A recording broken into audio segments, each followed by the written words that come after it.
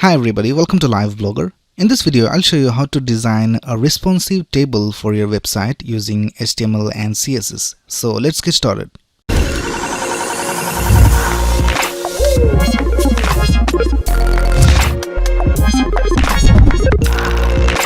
First of all, let me show you how it looks on a desktop and a mobile version.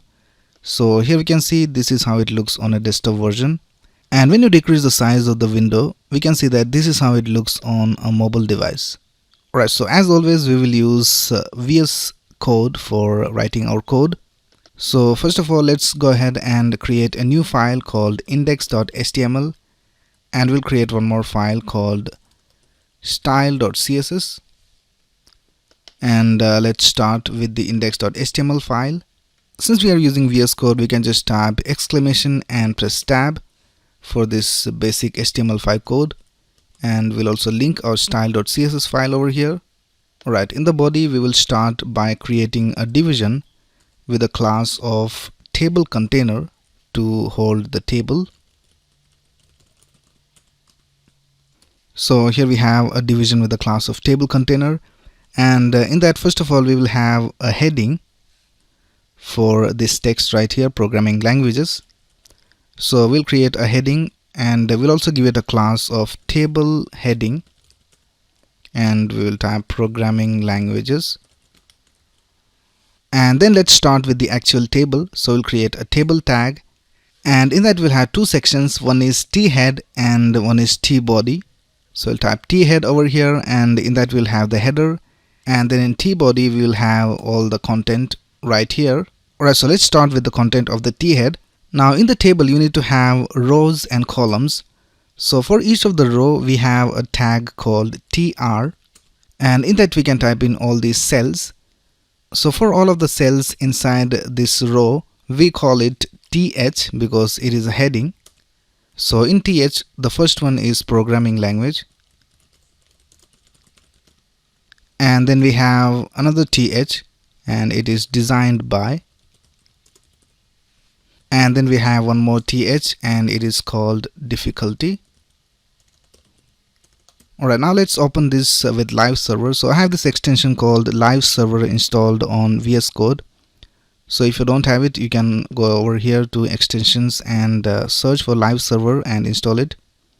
Alright, so let's open this in our browser. So this is how our table looks right now. We can see all the headings are displayed over here. Now let's work with the t-body, which is these three rows right here.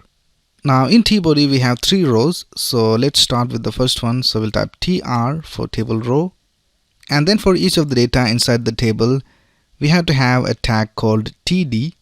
Now in the heading we had this tag called th, that is for the table heading. Now for this one we need to have a tag called td, so let's type td. Alright, so in the first td we will type C++, and we will have another td, and I will just copy this name over here, and then we'll have one more td, and we'll type advanced. Alright, so here we can see we have the programming language, the designer, and the difficulty. Now let me just copy this table row and copy this two more times, and we'll update it with the other data. So here we have Python, and then we have this name, then here we have beginner,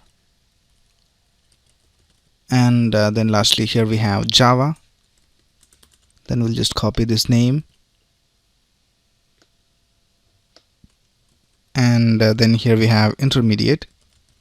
Alright, that's basically it with the table. So here we can see we have the table, all the data is filled up. Now the next thing we'll do is we will style this. So let's go to style.css, and first of all let's target the table container, and we'll give it a padding of 32 pixels, and we'll also set the font family to Roboto and sans serif. Now let's target the table heading. So I'll type table container h2.table heading So for the table heading, we will text align it to the center, and we will text transform to uppercase. We will set the font size to 24 pixels and margin bottom of 32 pixels, and we'll set a border bottom of 1 pixel solid light gray, and we'll also add a padding bottom so that the border will be shifted a little bit to the bottom. So we'll give a padding bottom of 8 pixels. Alright, that's it with the table heading. Now let's go ahead and target the table. So we'll type table container table, and we'll give a width of 100% and a background color of white, and the color of the text to dark gray, and we'll set a padding of 24 pixels for the table. Now let's set a box shadow, and we'll set it to 0, 4 pixels, 15 pixels, negative 8 pixels, RGBA 0, 0, 0 and 0.4. Alright, now let's style the table row inside the T head. So for this heading, we will have a dark background color. So we'll type table container table T head TR, and we'll give it a background color of dark gray, and we'll also set the color of the text to white. Now we can see we have these gaps over here. So for that, we can go to the table, and here we can type border collapse, and we'll set it to collapse. So now we can see that we get rid of that spacing.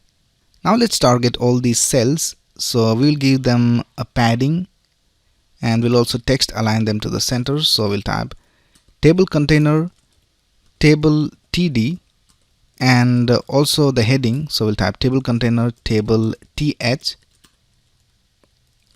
So we'll give it a padding of 16 pixels top and bottom, 32 pixels left and right, and text align to the center. So that's pretty much it. We'll also give a border bottom to the table rows. So I'll type table container table TR, and we'll type border bottom of 1 pixel solid light gray. Alright, that's it with the desktop version. Now let's style the mobile version. Now for the mobile version, we need to keep some things in mind. So when we are in the mobile version, all these headings are on the left of this data. So here we can see programming language, and then we have a colon, and then we have this value over here. In the same way, we have the author, and then the value over here. So we have completely changed the layout of the table. So for that, we need to make a little bit of change in our HTML. So let's go to the HTML, and here we need to add a data attribute for us to make it work. So for each of the TD, we will add a data attribute, and we'll name it data-heading, and we will set it to these headings.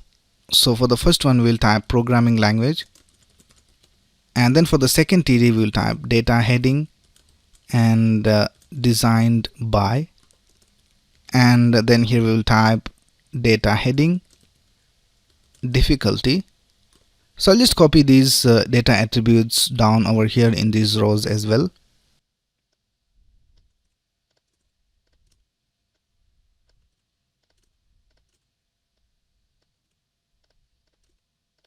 Alright, we are done with the data attributes. Now let's go back to styling. Now here we will set a breakpoint on 580 pixels. So we'll type at media maximum width of 580 pixels. So now if the size of the window is less than 580 pixels, then all the styles we have over here will be applied to our table. So the first thing we need to do is remove this table head from here. So here we'll type table container table T head, and we'll set it to display none. So the table head is not being displayed over here. The next thing is to stack all these values one below the other. So for that we can set the display of these to block so that each of these will cover the whole width. So let's type table container, table td, and we'll set the display to block. Now the last thing we need to do is display the heading before these values over here. So for that we'll be using the data attribute that we had added. So we can use these data attributes in our CSS. So let's go over here, and for that we'll be using a pseudo element called before. So let's type table container, table, and we want to have it before the td. So we'll type td : before, and here you can type content, and we can have any content over here in the before pseudo element. So if you type hello, we can see before every td we have hello displayed. So in place of hello we will have the attribute being displayed. So for that we have to type attr for attribute, and then we'll type data dash heading, and here we can see our data attributes are being displayed. So the headings are displayed over here. Now we also need to add a colon. So here we'll type colon, and we'll also make the font bold. Alright, so that's basically it for the mobile version, and in this way we had added the heading with the help of the attribute to our CSS. So in this way we could change the layout of our table to match our mobile screen. So here we can see when we have a desktop version, this is how the table looks, and when we are on a mobile version, this is how the table looks. So that's basically it for this video. I hope that you have learned something new, and if you have enjoyed this video, please click on the like button, and if you have any doubts you can ask in the comments below, and subscribe to this channel to get the latest video updates. Thanks a lot for watching. Have a nice day.